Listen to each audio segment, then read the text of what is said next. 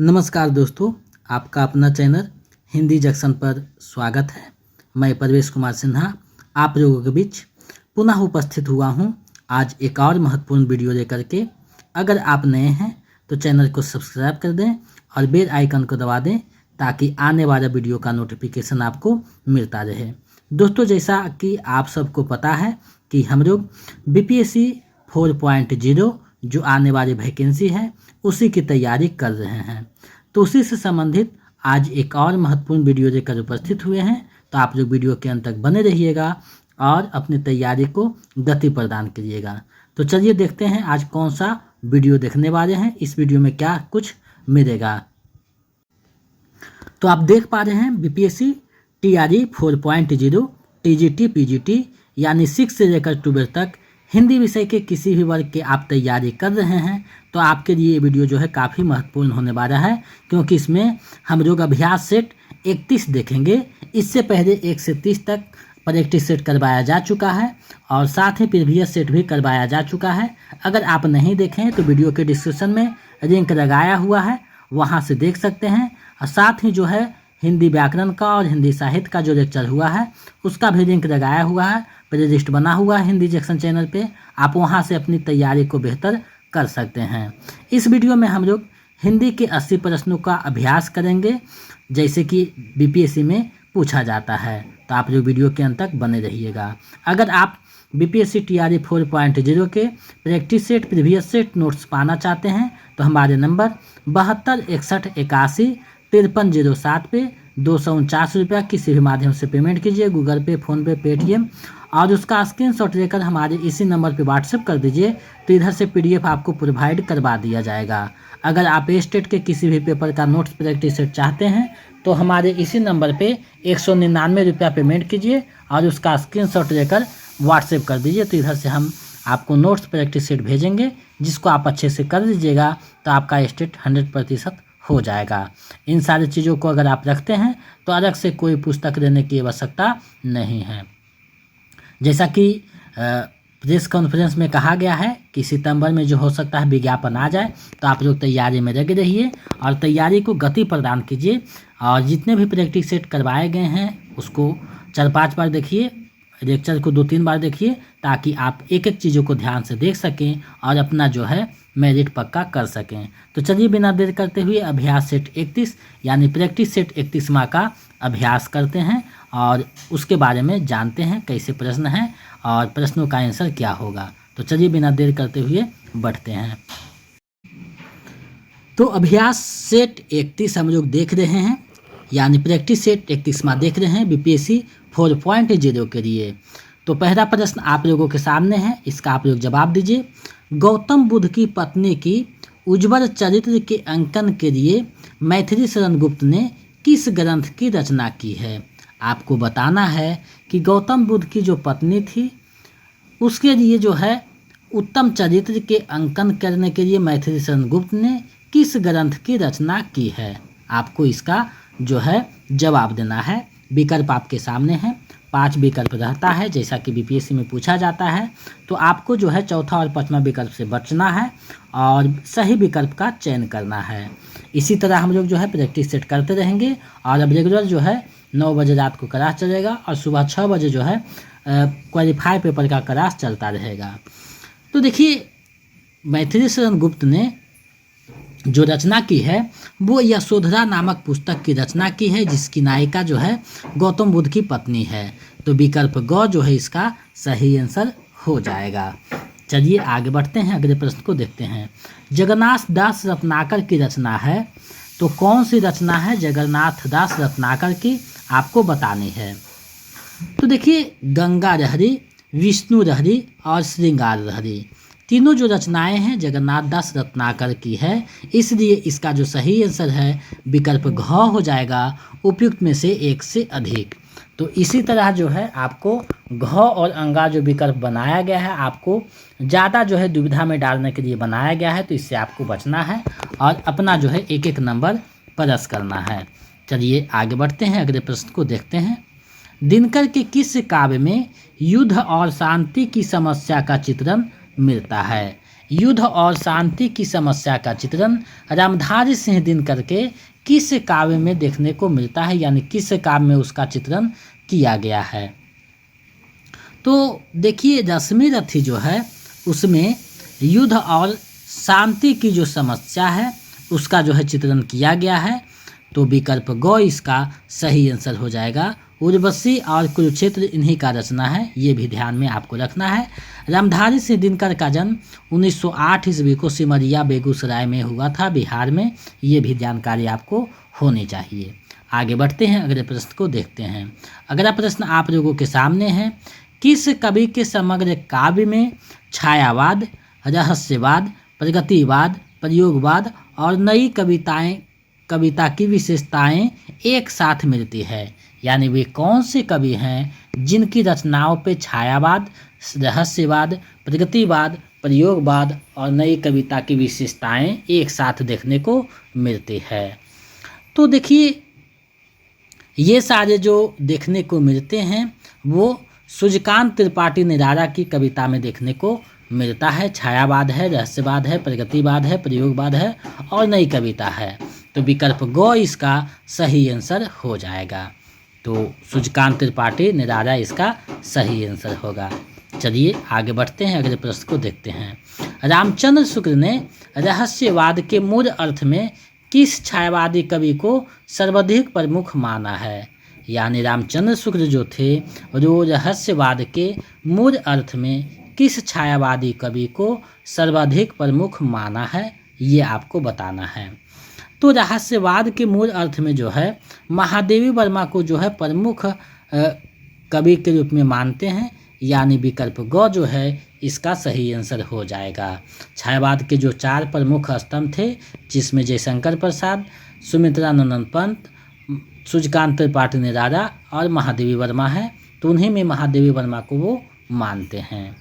आगे बढ़ते हैं, अगले प्रश्न को देखते हैं। नरेश मेहता कृत संशय की एक रात में किसके मन के संशय को चित्रित किया गया है?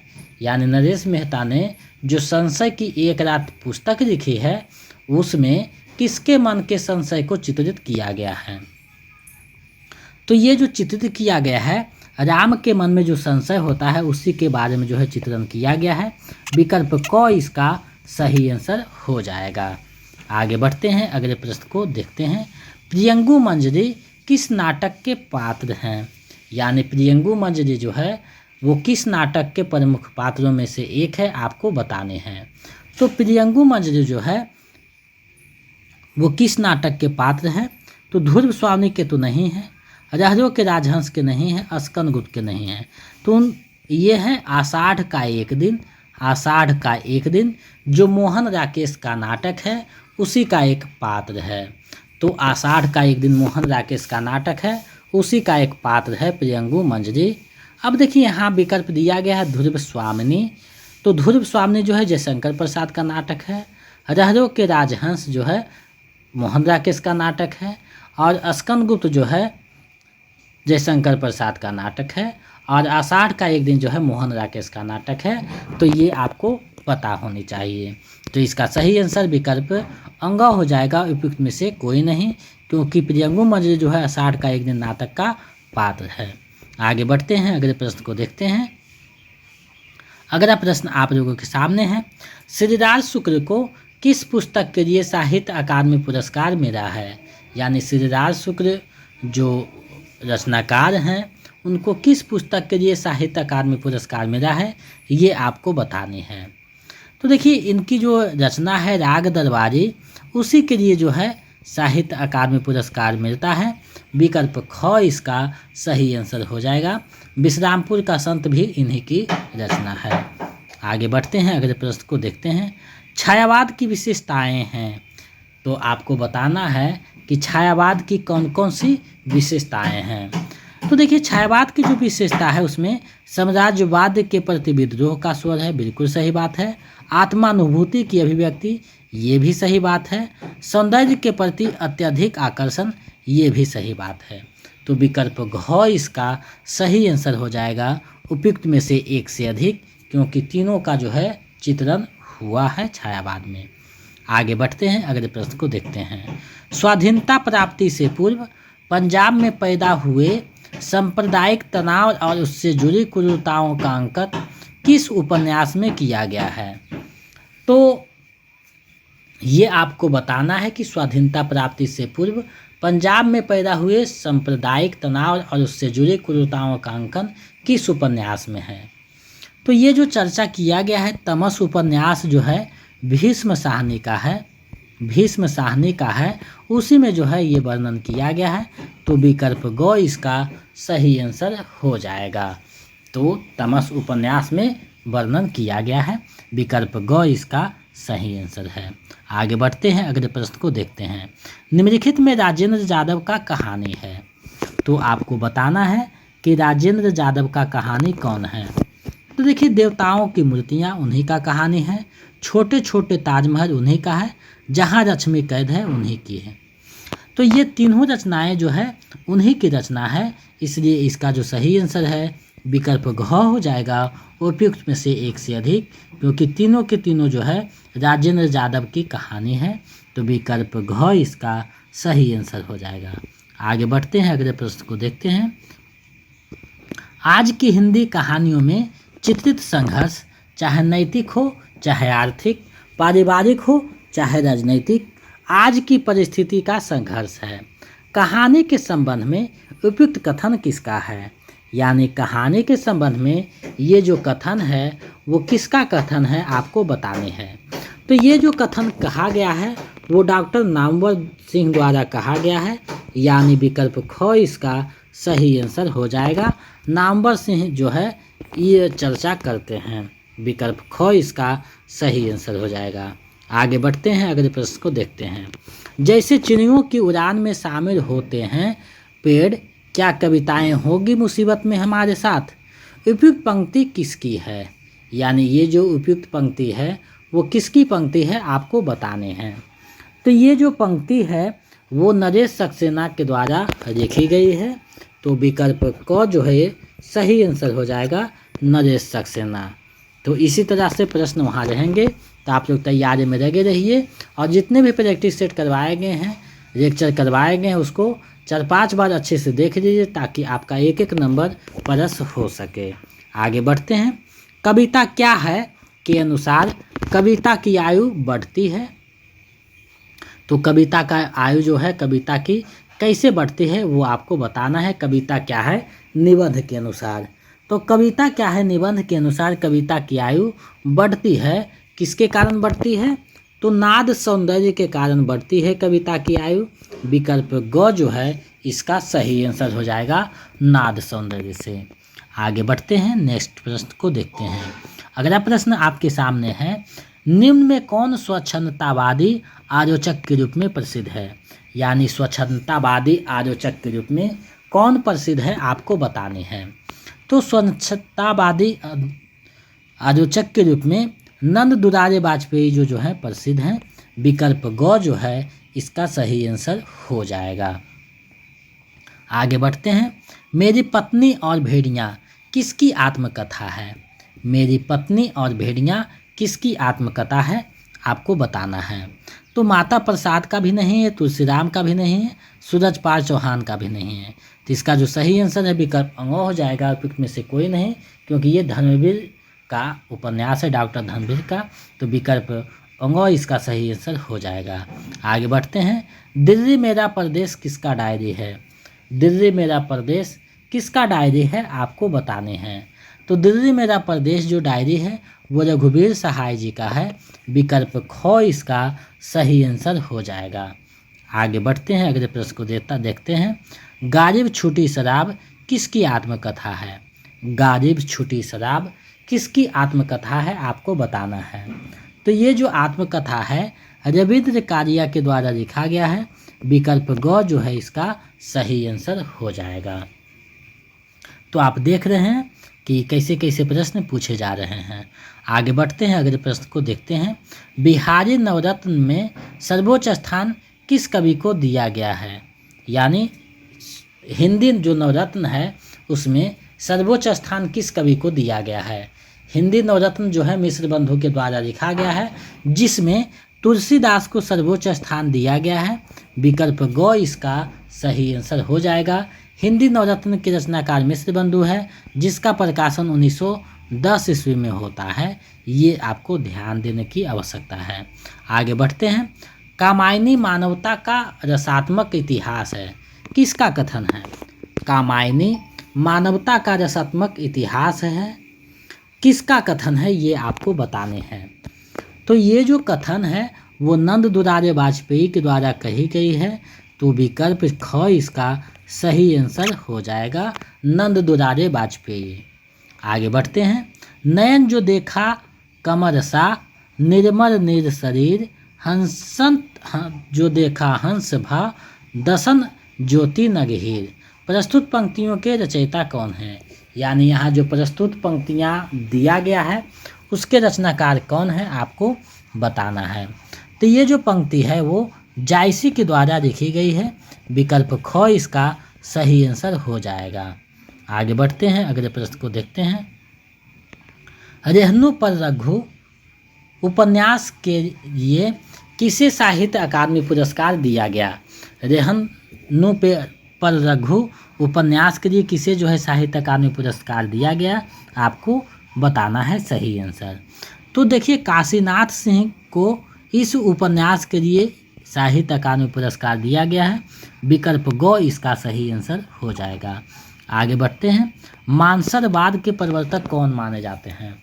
मानसरवाद के प्रवर्तक कौन माने जाते हैं, आपको बताने हैं। तो मानसरवाद के जो प्रवर्तक है वो रामेश्वर शुक्ल अंचल जी को माना जाता है। विकल्प क इसका सही आंसर हो जाएगा। आगे बढ़ते हैं। मार्क्सवाद किसके द्वारा स्थापित किया गया है? मार्क्सवाद किसके द्वारा स्थापित किया गया है, आपको बताना है। तो मार्क्सवाद जो स्थापित किया गया है वो कार्ल मार्क्स के द्वारा स्थापित हुआ है। विकल्प ख इसका सही आंसर हो जाएगा। आगे बढ़ते हैं, इसी तरह प्रश्न को देखते चलेंगे। आप लोग वीडियो के अंत तक बने रहिएगा। संगीत नाटक अकादमी नई दिल्ली का स्थापना कब हुआ? संगीत नाटक अकादमी नई दिल्ली का स्थापना कब हुआ, आपको ये बताना है। तो इसका जो स्थापना हुआ है 1953 ईस्वी में हुआ है। विकल्प ग इसका सही आंसर हो जाएगा। आइए अगले प्रश्न को देखते हैं। मीराबाई के गुरु कौन माने जाते हैं? मीराबाई के गुरु कौन माने जाते हैं, आपको बताना है। तो मीराबाई के जो गुरु माने जाते हैं वो रैदास जी माने जाते हैं। यानी विकल्प ख इसका सही आंसर हो जाएगा। आगे बढ़ते हैं। नागरी नीरद पत्रिका के संपादक हैं। तो नागरी नीरद जो पत्रिका है उसके संपादक कौन हैं, आपको बताने हैं। तो इसके जो संपादक हैं वो बद्री नारायण चौधरी प्रेमघन हैं। यानी विकल्प क इसका सही आंसर हो जाएगा। आगे बढ़ते हैं। ज्योतिपुंज हिमालय किसकी यात्रा वृत्तांत है? ज्योतिपुंज हिमालय किसकी यात्रा वृत्तांत है, आपको बताने हैं। तो ये जो यात्रा वृत्तांत लिखा गया है वो विष्णु प्रभाकर के द्वारा लिखा गया है। विकल्प ख इसका सही आंसर हो जाएगा। आगे बढ़ते हैं। स्थापना क है भक्ति धर्म की रसात्मक अनुभूति है, क्योंकि उसमें अपने मंगल और लोक मंगल का संगम दिखाई पड़ता है। तो इसका जो है स्थापना और तर्क को देखना है और सही जवाब का चयन करना है। तो इसका जो सही आंसर होगा वो क और ख दोनों सही है। यानी विकल्प क इसका सही आंसर हो जाएगा। आगे बढ़ते हैं। हिंदी साहित्य का दूसरा इतिहास के रचनाकार कौन है? हिंदी साहित्य का दूसरा इतिहास के रचनाकार कौन है? तो ये जो रचना की गई है हिंदी साहित्य का दूसरा इतिहास, वो रचना के रचनाकार डॉक्टर बच्चन सिंह हैं। यानी विकल्प ग इसका सही आंसर हो जाएगा। आगे बढ़ते हैं। मैं रो नहीं रही हूँ माँ, मेरी आंखें में जो बरस रहा है यह दुख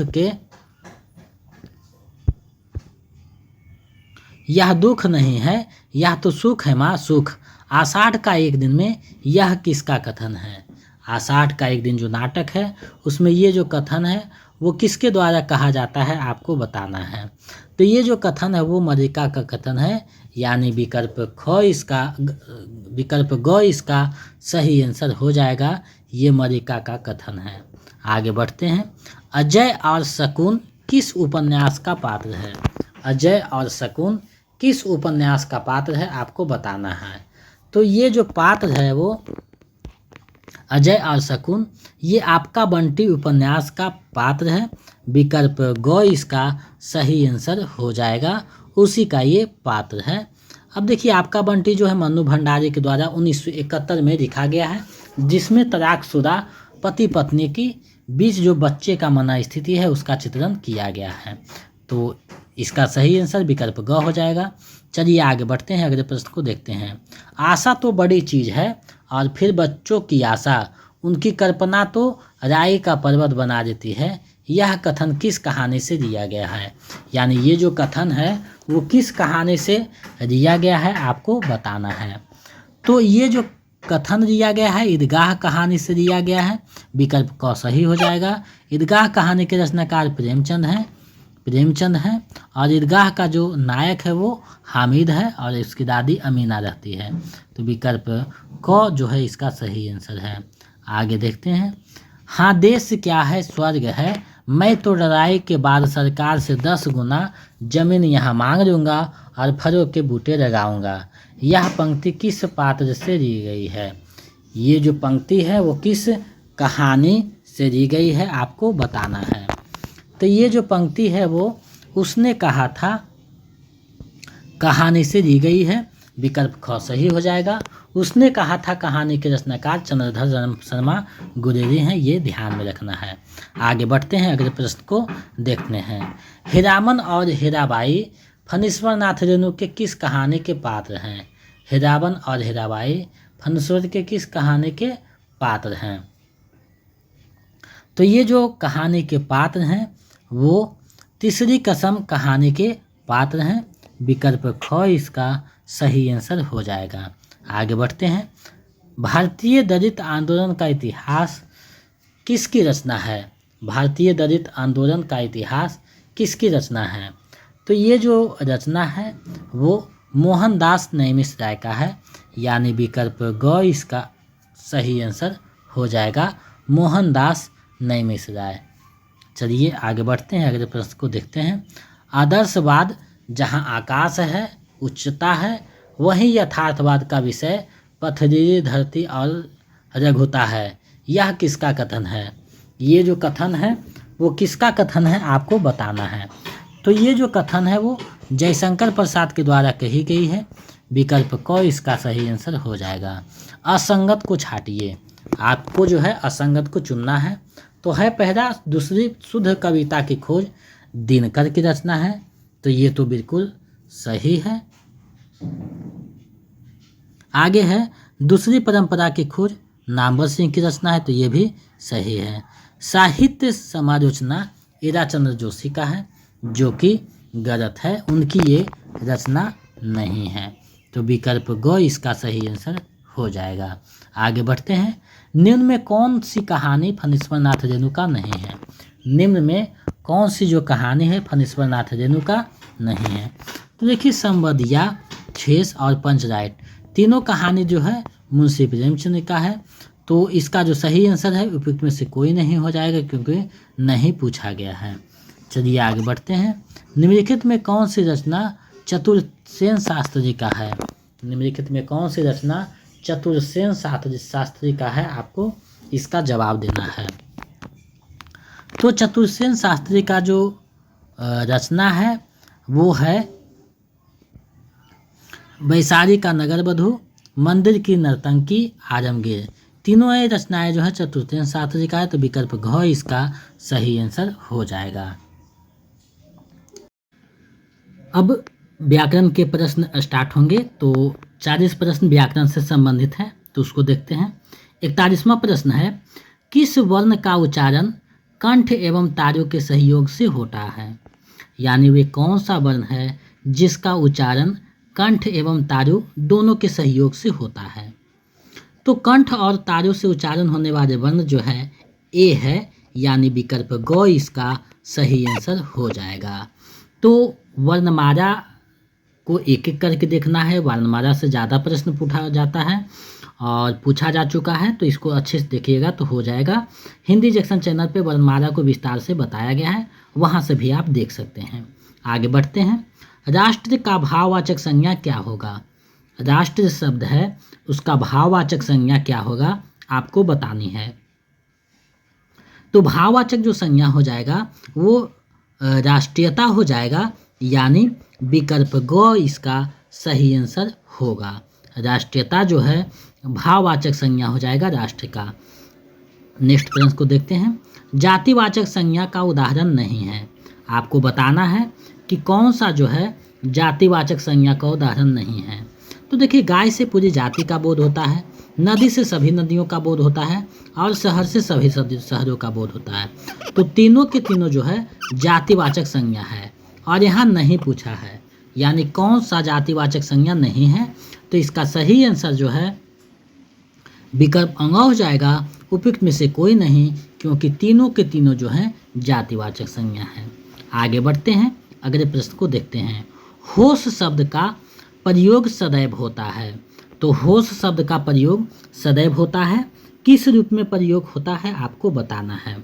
तो होश का शब्द जो है हमेशा एक वचन में प्रयोग होता है, यानी विकल्प क इसका सही आंसर हो जाएगा।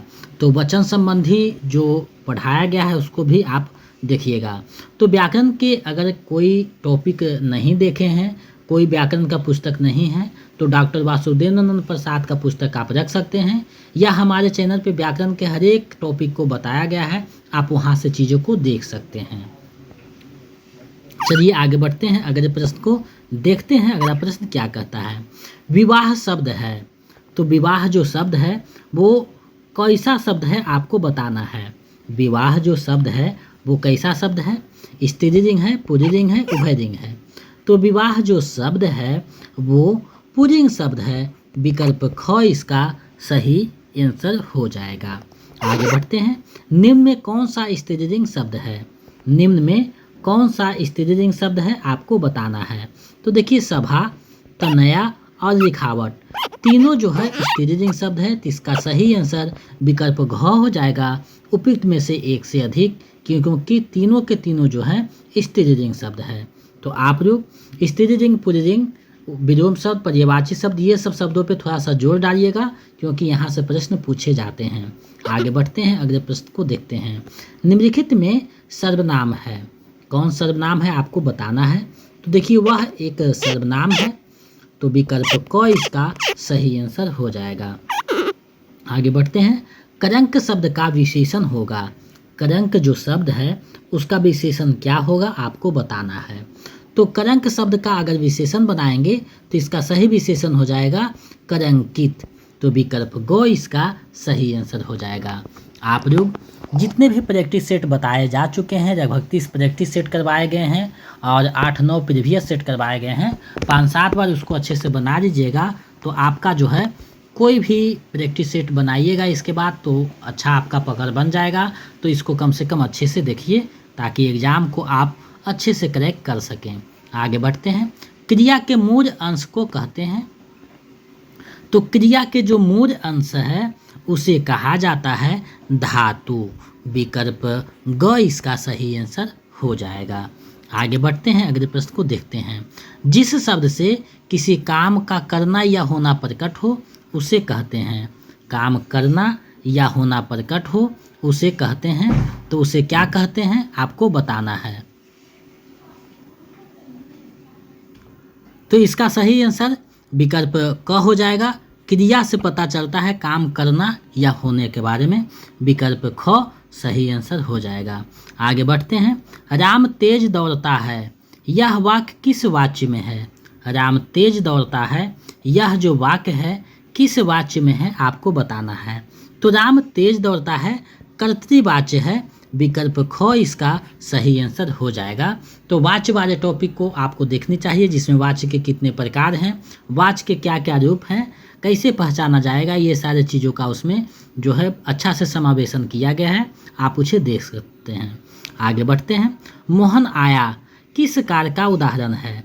मोहन आया किस कार्य का उदाहरण है? तो मोहन आया जो है वर्तमान सामान्य भूत का जो है उदाहरण है, विकल्प क इसका सही आंसर हो जाएगा। आगे बढ़ते हैं। घर से लौटा हुआ लड़का, घर से लौटा हुआ लड़का किस कारक का उदाहरण है? घर से कारक चिन्हाया, तो घर से लौटा हुआ यानी विखंडन का बात करेगा, तो विकल्प ग हो जाएगा। अपादान कारक चिन्ह यहाँ पे छुपा हुआ है, विकल्प ग सही हो जाएगा।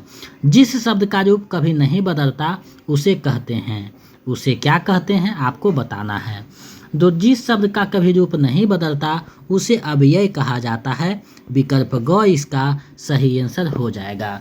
तो देखिए व्याकरण के जितने भी टॉपिक हैं आपको एक एक टॉपिक को अच्छे से देखना होगा, क्योंकि व्याकरण के कोई भी टॉपिक से उठा करके प्रश्न पूछा जा सकता है।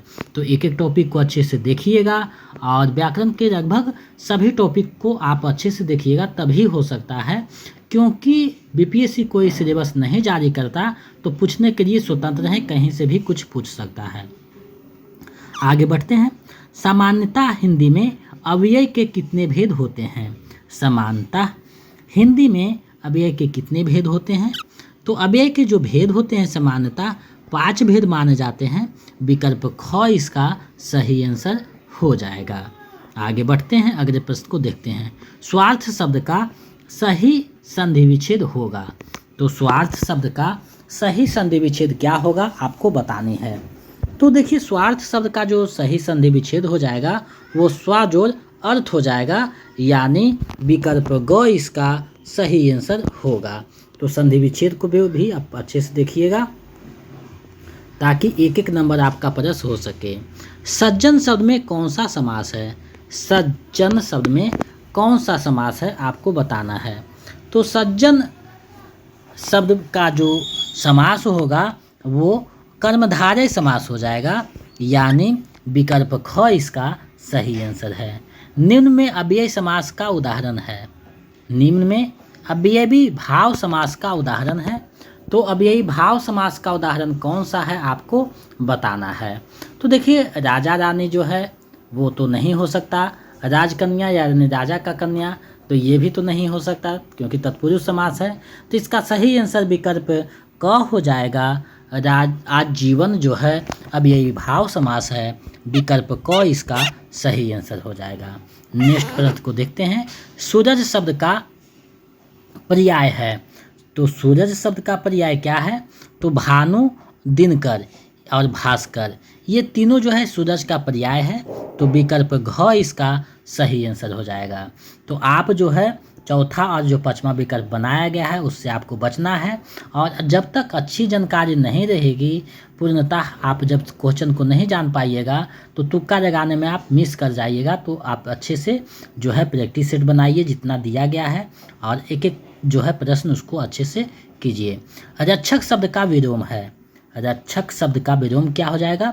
तो रक्षक का जो हो जाता है भक्षक हो जाता है, यानी विकल्प ग इसका सही आंसर हो जाएगा। आगे बढ़ते हैं। कुर और कुर युग्म का सही अर्थ क्या हो जाएगा?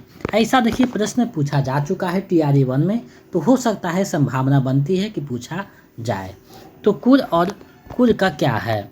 तो ये जो कुर है बड़ी मात्रा है, उसका जो हो जाएगा कुर मतलब वंश, और ये कुर मतलब हो जाएगा किनारा। तो विकल्प ग जो है सही अर्थ दे रहा है, विकल्प ग सही हो जाएगा। बुढ़ापा शब्द में प्रत्यय है, तो बुढ़ापा जो शब्द है उसमें कौन सा प्रत्यय है आपको बताना है।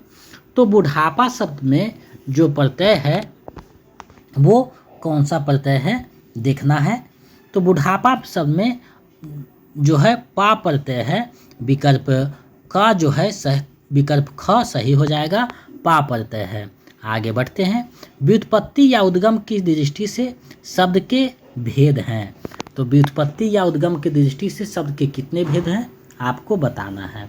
तो व्युत्पत्ति या उद्गम की दृष्टि से जो है शब्द के 4 भेद होते हैं, यानी विकल्प ग इसका सही आंसर हो जाएगा, यानी तत्सम, तद्भव, देशज, विदेशज। तो विकल्प ग इसका सही आंसर हो जाएगा।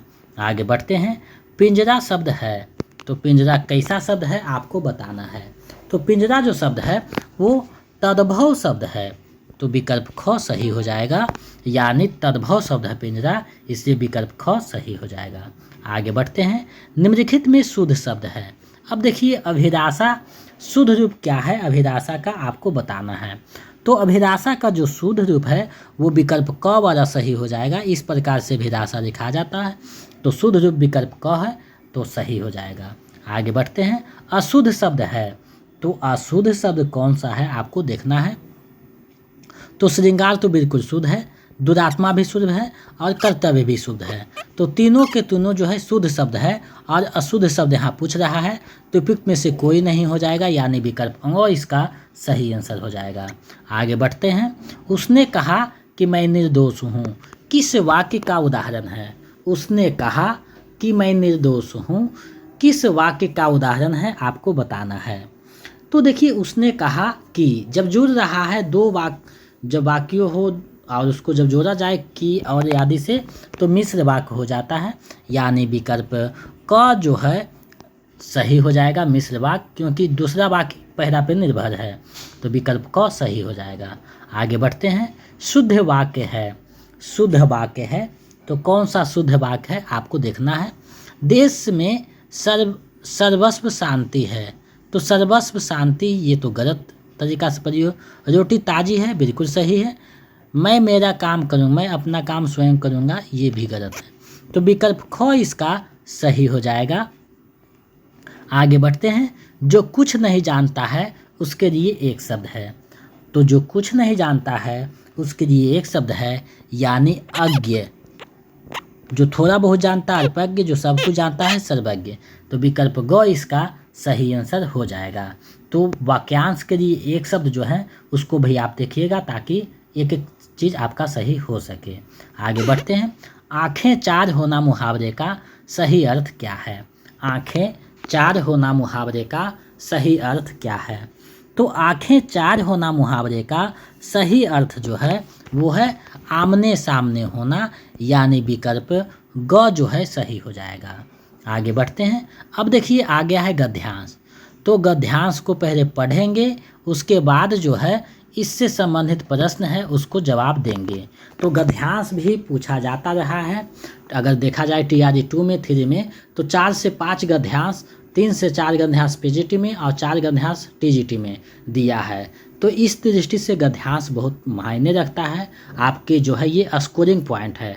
अगर गद्यांश को अच्छे से समझ करके आप बना देते हैं तो आपका ये स्कोरिंग पॉइंट हो जाता है, यानी मेरिट बनने में महत्वपूर्ण भूमिका निभाता है। तो गद्यांश बनाने का नियम है, गद्यांश वाले टॉपिक में हम बताए हैं। अगर आप नहीं देखे हैं तो वीडियो के डिस्क्रिप्शन में व्याकरण का जो है प्लेलिस्ट का लिंक लगा हुआ है, आप वहाँ से देख सकते हैं। तो चलिए सबसे पहले गद्यांश को पढ़ते हैं। हिंदी साहित्य को गद्य, पद्य और चंपू 3 भागों में बांटा गया है। गद्य और पद्य ही मुख्य रूप से हिंदी साहित्य का आधार है। इन्हीं दो रूपों में हिंदी साहित्य ने कई कीर्तिमान स्थापित किए हैं। संस्कृत साहित्य में चंपू का विशिष्ट स्थान रहा है, किंतु हिंदी साहित्य में इसकी उपस्थिति ना के बराबर है। हिंदी साहित्य में जयशंकर प्रसाद रचित उर्वशी चंपू रचना है। आधुनिक युग में गद्य साहित्य का विकास तेजी से होने के कारण इस युग को गद्यकार के नाम से भी जाना जाता है।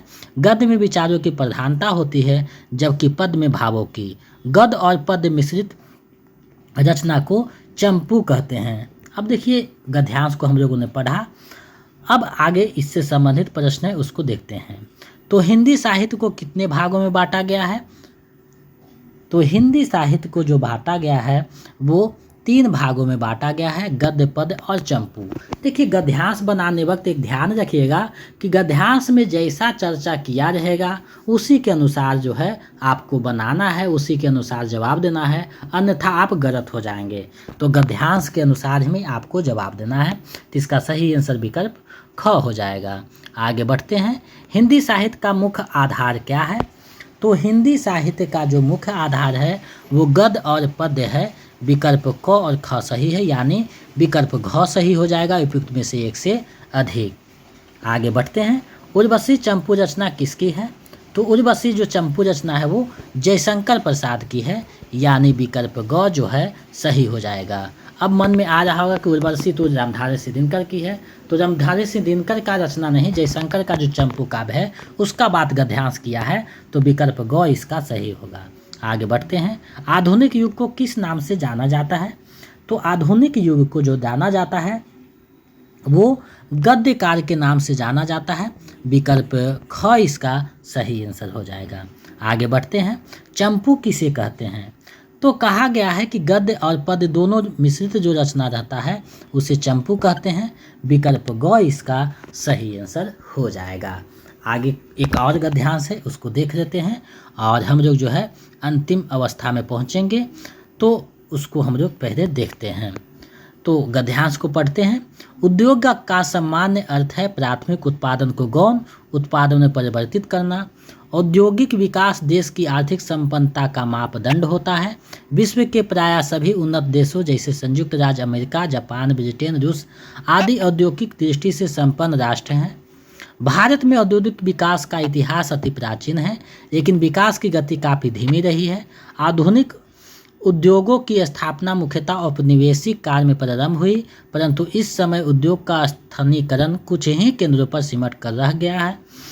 लघु और कुटीर उद्योगों का भारत के औद्योगिक उत्पादन में विशेष महत्व है, इसलिए इसके विकास पर भी विशेष ध्यान दिया गया है।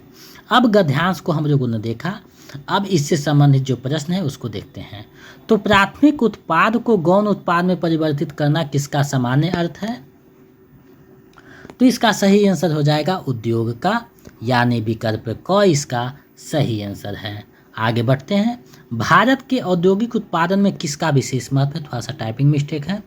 भारत के औद्योगिक विकास में किसका जो है महत्व है आपको बताना है। तो गद्यांश जो चर्चा किया उसमें लघु और कुटीर उद्योग का चर्चा किया है, तो विकल्प ग सही हो जाएगा। आगे बढ़ते हैं। औद्योगिक दृष्टि से कौन कौन राष्ट्र संपन्न है?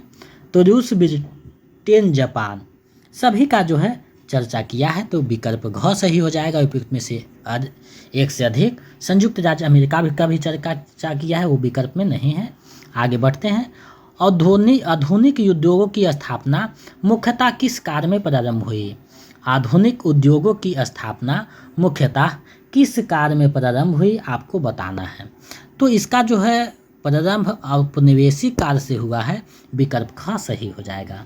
चलिए आगे बढ़ते हैं और इस वीडियो का अंतिम प्रश्न को देखते हैं।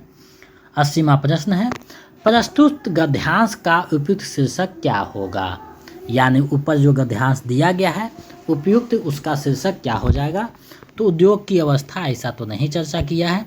उद्योग का रूप इसका भी चर्चा नहीं। उद्योग और औद्योगिक विकास, हाँ ये सही है। विकल्प ग इसका सही आंसर हो जाएगा।